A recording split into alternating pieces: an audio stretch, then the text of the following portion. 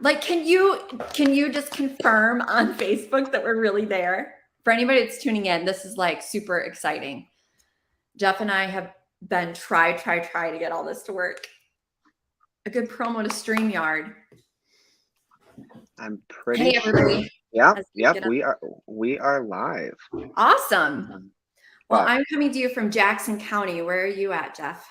in the beautiful Oakland County. So we're gonna let's wait and for a few people to join and Well, and we will.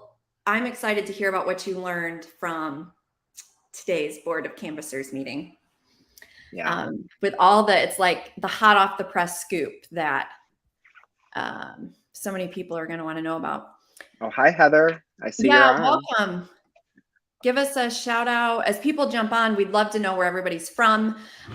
Jeff and I are hoping to do this fairly frequently because we believe in the grassroots and we know there's so much to accomplish in the next 69 days. So welcome to everybody. I just feel like it's a miracle that we're on screen at the same time.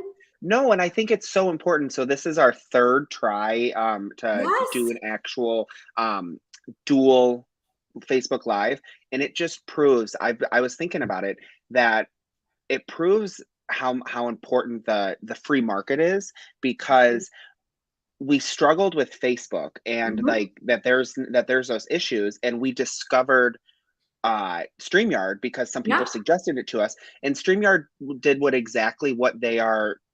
a free market does, and they find a problem that people have and they create a solution that is easy and simple, and we got this, and it worked out perfect. It's brilliant. That's a great analogy. So Amy's like the stickler for time, so we're gonna like kick it off. Just welcome to everybody. This is our first official, we don't have a savvy name, we're just Amy and Jeff, that you guys are a part of, for those that are watching. And Jeff, will you make sure and stream this to YouTube as well? It is. And we're just a ragamuffin group of grassroots activists that between Jeff and I, we've been involved in politics for probably 30 years, 35, 40 years. And we are still learning ourselves. We're still meeting amazing people. We're still finding, yep, that didn't work. Let's try this. But part of the purpose of this group is we really want to unite Michiganders, not in the sappy liberal way, like we all have to sing from the same songbook. No, like when you have 10,000 people that are a part of a group, that means there's 10,000 different vantage points. And it's amazing because every vantage point is valuable. Every voice matters. But what we're hoping to accomplish in the next 69 days is to be of service to you guys as Michigan citizens, to bring you information and then to inspire you to share it with others. And then hopefully that information will be tools in your toolbox to help equip people and really drive people to action. So if you are here, welcome to the Americans Unite for Michigan tribe. We are connected with friends all over. Ron Armstrong with Stand Up Michigan, with different nonprofit groups, different leaders. And so we welcome all voices to be a part of this. Please share this. So the purpose of these calls, coffee with a friend. We're going to aim to do this between now and the end of September. We will give you guys notice ahead of time of when we're going to do these. And we're going to try to make great use of your time because we really want to value your time.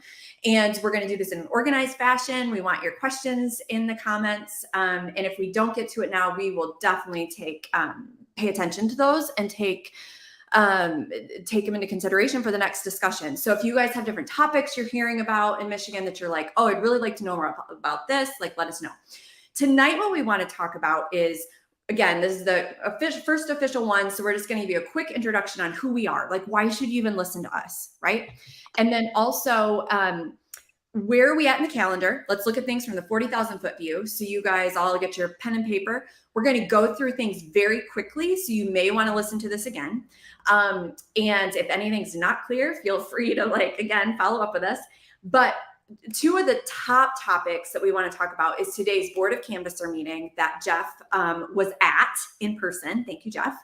And then we also want to just do a reflection on the convention that happened this weekend. But then in addition, we want to talk about like, well, there's two things really: why we're hopeful with where we're at right now, but then what specifically needs to accomplish. So without further ado, Jeff, give us your quick bio. Why should people pay attention to you with Oh, I politics? know. No, I know. That's my quick bio. That's hard. No, I've just been involved in politics since I graduated college in 2018, and I joined Republicans right away. I was a chair of the College Republicans at Michigan State, where we were able to grow the organization from 30 members to about 100 at our average monthly meeting. So it was great. And then I recently just ran the Secure My Vote initiative, where we were able to collect over 500,000 signatures to restore integrity in our elections here in the state.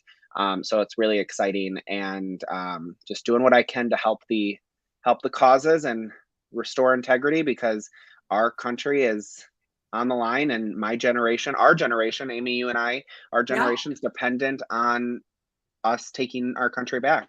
Yeah, absolutely. Well, my story in a nutshell is I'm the nerd that was homeschooled. Hi, yay! Went on to college, a double major. Just enjoyed the college experience, did great.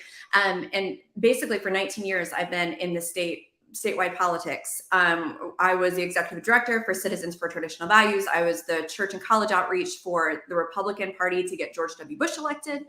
I have my own business doing communication marketing. I've been on the most recent Let My Kids Learn, Unlock Michigan. I was on the campaign to try to help stop the legalization of marijuana. I'm involved in the Jackson County area, just trying to build up our grassroots and equip people. At the heart of both Jeff and I are two people that love, there's a fly, sorry. I know I'm not supposed to swat on camera. At the heart of Jeff and I, our passion is we love America. And we are both, not to put words in Jeff's mouth, but he and I are like brother and sister now. I think I can say this, that we both just worked on basically all three statewide ballot initiatives together. So Jeff and I, at the heart of where we're at is let's speak truth, but let's be effective, let's be strategic, and let's be people of honor and class. So without further ado, Jeff, will you give us a rundown right now of where we're at in the calendar? Election day is right. November 8th. November 8th. It is Yep. 69 days away. Okay. It's ticking down. It's getting closer every day. Yesterday on Tuesday was especially 10 weeks. Okay. It's crazy that we're so close. Most across the country, I know we really focus on Michigan, but across the country, almost all states have wrapped up their primaries. So the general election field is set across the country, and Wow. especially I didn't here know in that. Michigan. Yeah, so especially here in Michigan, we have our candidates. We have our top of the ticket down to the bottom of the ticket, and it's really a great ticket. That's a unifying ticket, and it's going to Yep. be we're going to be able to do some good stuff. But the other date to remember that it's very important that we're going to continue to share for so many people is September 24th. That is the date that absentee ballots will be going in the mail, and we are expecting that from the primary numbers, there's a good chance that up to 40% of the voting public of the voting base will have voted by the middle of October, because within those first few weeks of the absentee ballots going out, we're going to get lots of those will start to go out, and from the numbers that happened in the primary and everything, most people will return their ballot within a week to 14 days.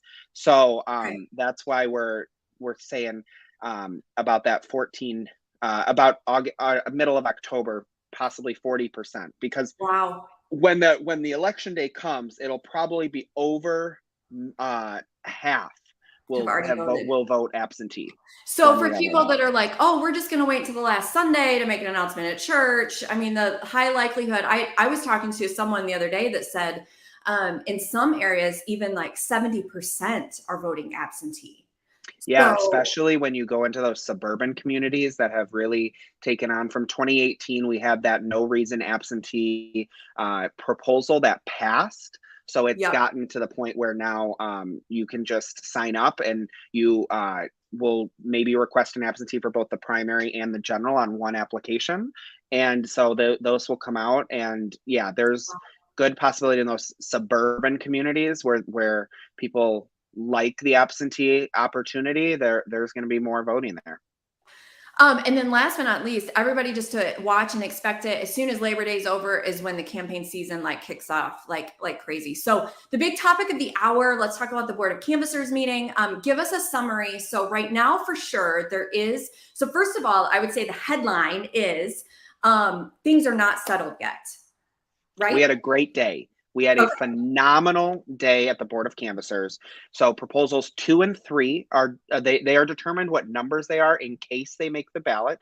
But we had a first win that we needed to have where the board deadlocked on both promote the vote. They like to say it's promote the vote. Really, it's promote the fraud or promote the cheat. And then the abortion amendment that's going to allow abortion up to birth and so many other things that are in there in the middle. So what happens at these Board of Canvassers meetings that a lot of people don't think is really the Board of Canvassers don't have authority to say, oh, I disagree with this issue. They have to say, they have to look at the thing and say, was there enough signatures and is the form of the petition correct? And did the sponsors of this petition follow the correct procedure?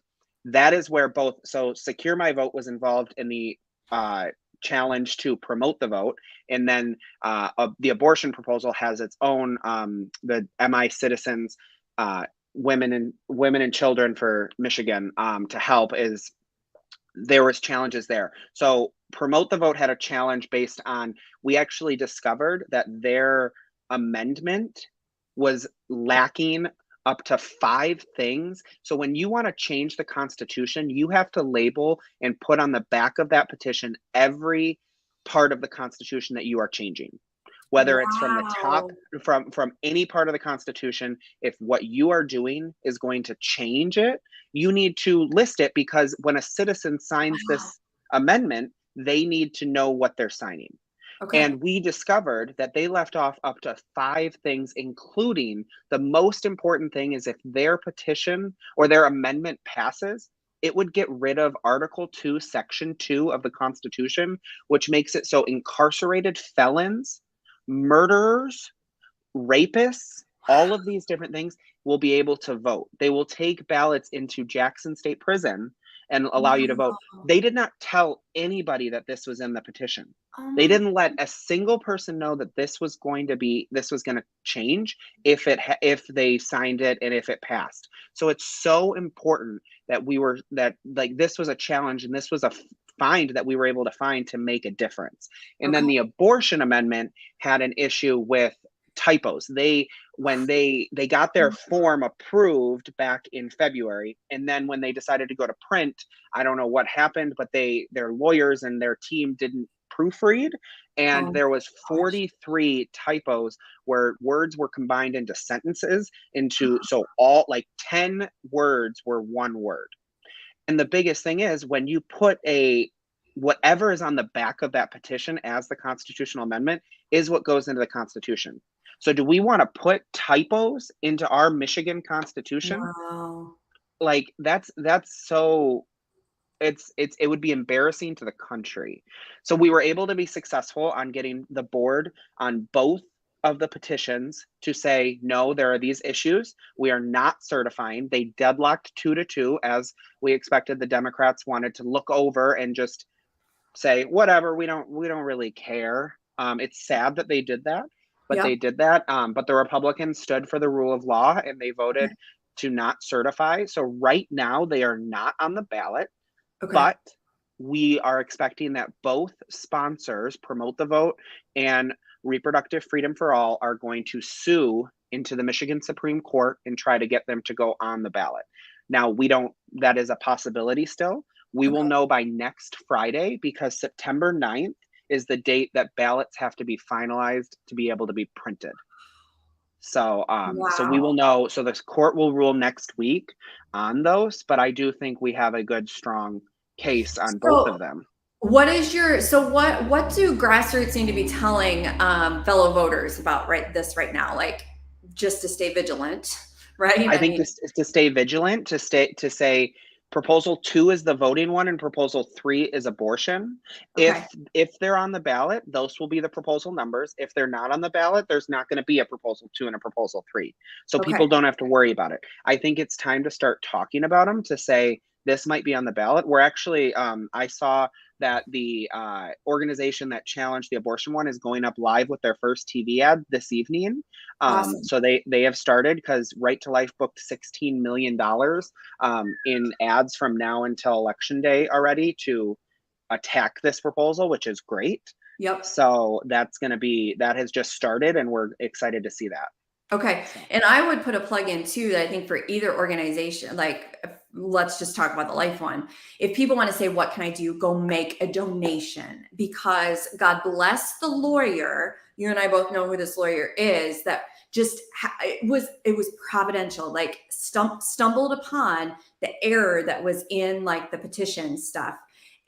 But the reason that we have a fighting chance with any of this is because Right to Life has done such an outstanding job in making sure we're prepared. The thing that we had Right to Life in for Jackson County, and the thing that was so startling, disturbing, I mean, there's many things, but basically when you're telling people, well, what does this mean? It basically means this: reproductive freedom for all could be called reproductive destruction for all.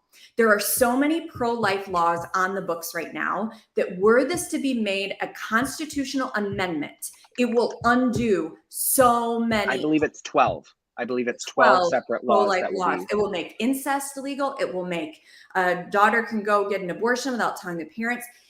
When you're doing door-to-door efforts, you can't go through all 10, 100 things. It's not only abortion. It's the children can go get a sex change without ever telling their parents or whatever. They could go and start these hormone treatments and all that stuff.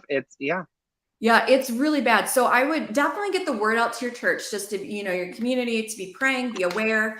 But the big message is, should it be on the ballot? Jeff, we do know for sure it will be a no vote on 2 and 3, correct? If they're correct. On the ballot? 2 and 3 are 100%.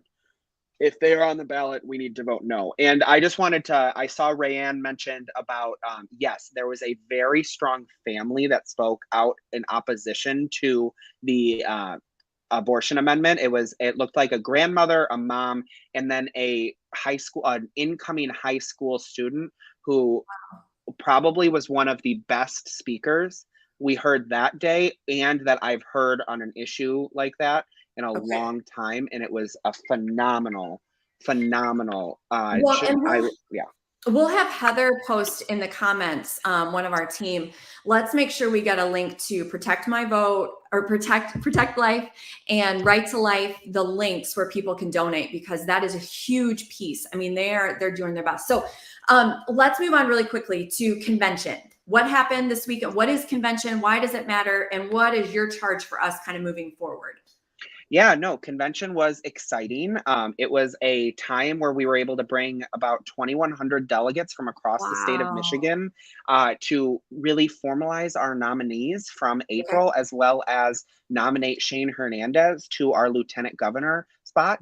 Shane was able to get about 80% of the vote. It showed there was energy on the floor. There was excitement. The grassroots showed up in untold numbers, and it showed that people are ready. People are excited for this ticket, from Tudor Dixon, Matt DePerno, Christina Caramo, Brian Zara, for all of these, Paul Hudson. I mean, we could go through all of the different education board tickets. People are excited for our ticket, and they're ready to go and fight for it. And the media tried to portray it as a divided sense, but there's always those inner family fights that are going to happen. We're one big family, and we're going to have those disagreements. But when we came out, we went to the Red Wave Party, and there was Governor Glenn Youngkin from Virginia spoke, and it was so awesome to see this excitement.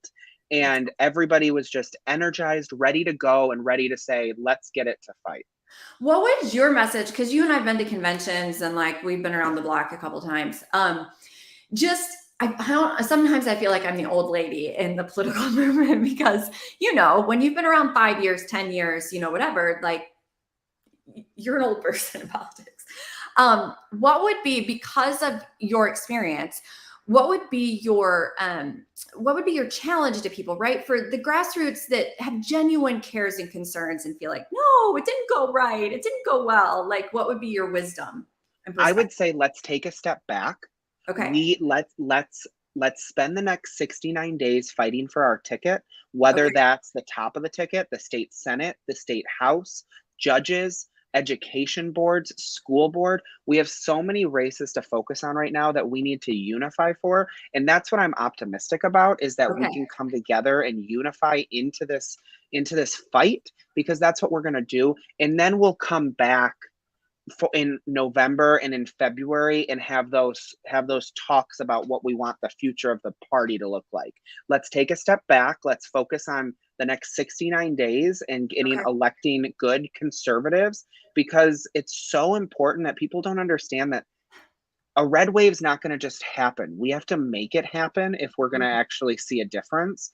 But And if but the wait, Democrats, wait. Can if I just do a yard sign and I just rant on social, that's helping, right?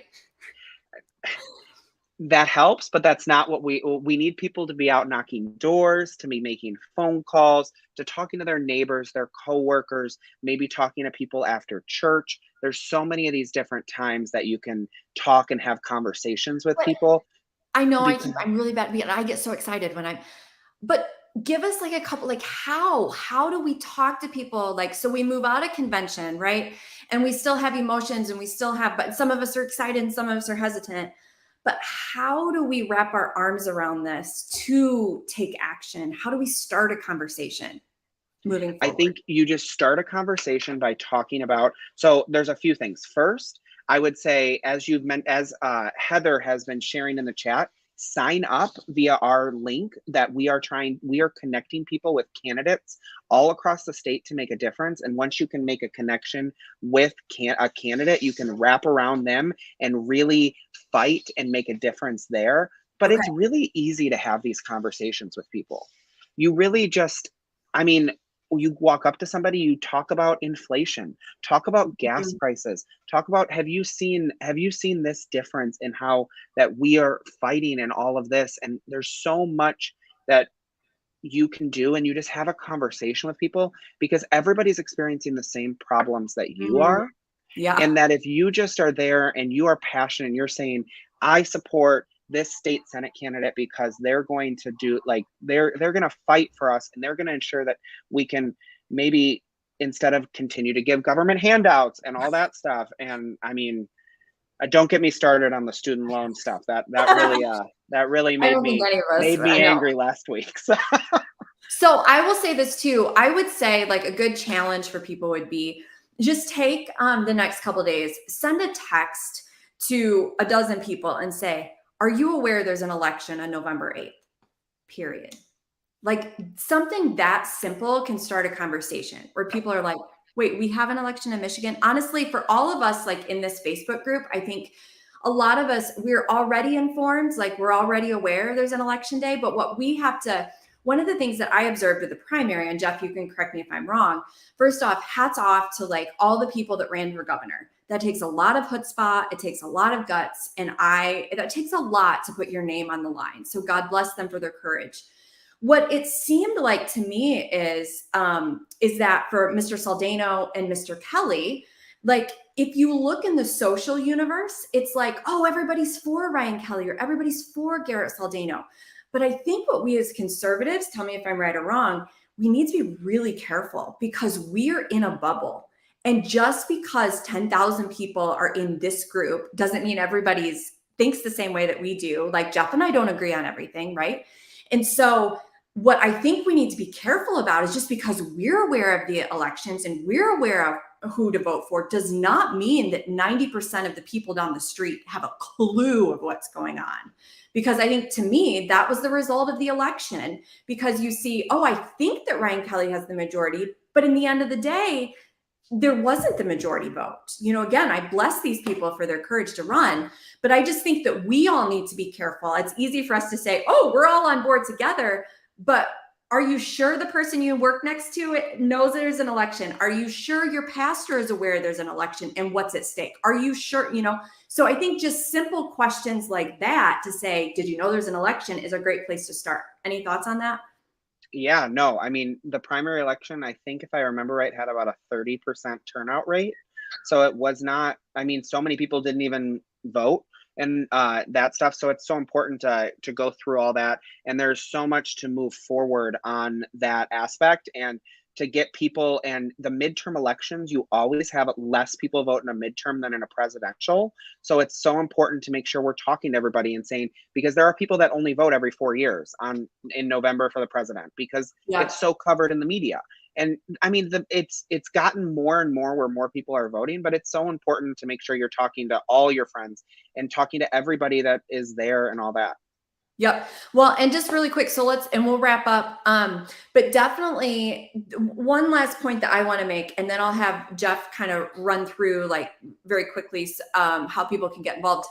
One of the things I think it's important to make is when you talk to people and they're saying, I'm not going to vote, I can't stand that person, or my vote doesn't count. This is how you need to, in a classy, kind way, remind them to not vote is to vote.